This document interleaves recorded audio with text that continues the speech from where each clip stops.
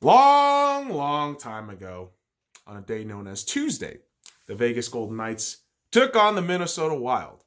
And curiously enough, boys and girls, I was at LAX waiting for my flight back to Las Vegas. And as this game went on, I took my flight back home. And right when I land, of course, I pop my phone off from airplane mode and get the final score of Vegas Golden Knights 0, Minnesota Wild 4. Holy shit. And here's the thing. William Karlsson was back. Our boy Wild Bill was back.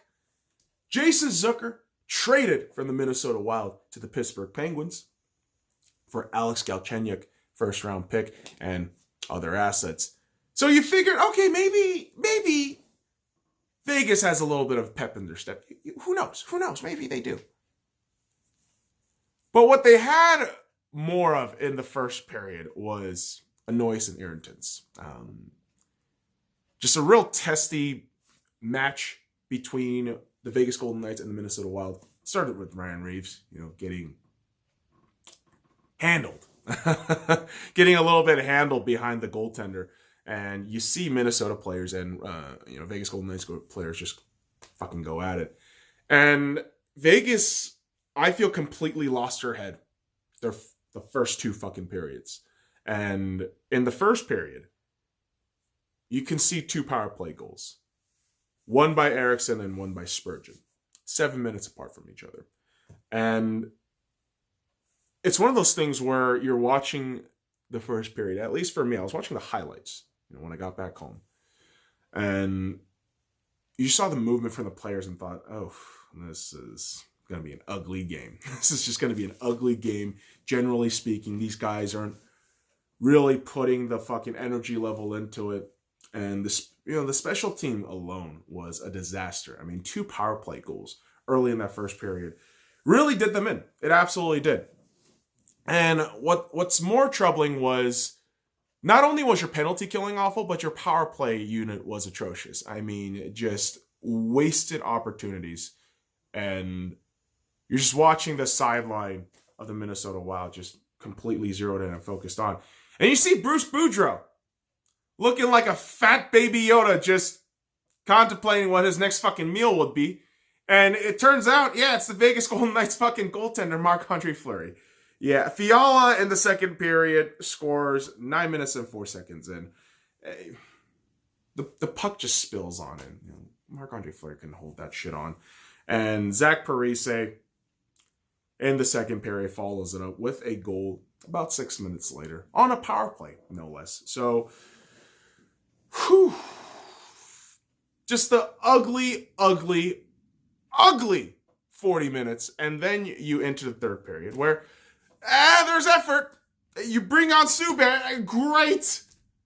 What the fuck is that going to do in that game? Nothing. And it proved out. Yeah, like the Vegas Golden Knights couldn't do shit against Minnesota. And Stalock, I mean, an absolutely fantastic performance by him. A shutout, 26 saves on 26 shots. Perfect game. Relatively speaking, I mean, the Minnesota Wild dominated the Vegas Golden Knights 3 of 5 on the power play. Their penalty killing excellent at 4 of 4. But really, within the realm of the Central Division, the Minnesota Wild are bottom feeders. Let's be real. And it's not to do a backhanded compliment or anything like that, but just based on the point tally. They're at 61 points currently, right now, on Friday. And they actually fired head coach Bruce Boudreau, which wasn't warranted, maybe, but my whole thing with Bruce Boudreau was, why did you fire him earlier? And did you really think the guys on your team would get anywhere? And yes, they just beat the shit out of the Vegas Golden Knights. I understand that. I do. We're literally fucking talking about it right now. But the outlook of that entire team, even with that win against Vegas, it just didn't mean shit. And you kind of feel sorry for them at the same time. Like, you're going to be stuck in that purgatory, Minnesota. So what did you expect? Like, keeping Bruce Boudreau around for so long, you think anything good was going to happen? Like, what are you doing?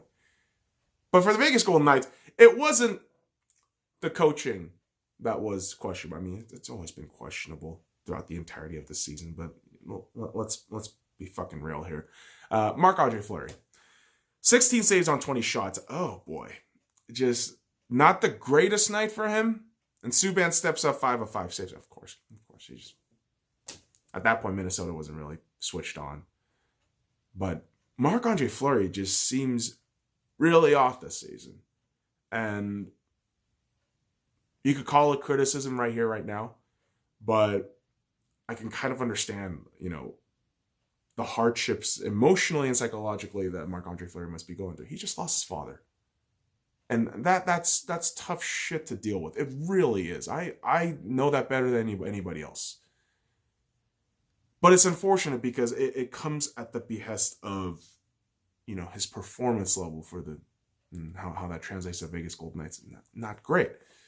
So my whole thing throughout that game, watching the replay was, we got to try to give Subban more time on the ice. And I wonder when that happened next. So we're going to answer that for you in the next video for the Vegas Golden Knights, which should be up right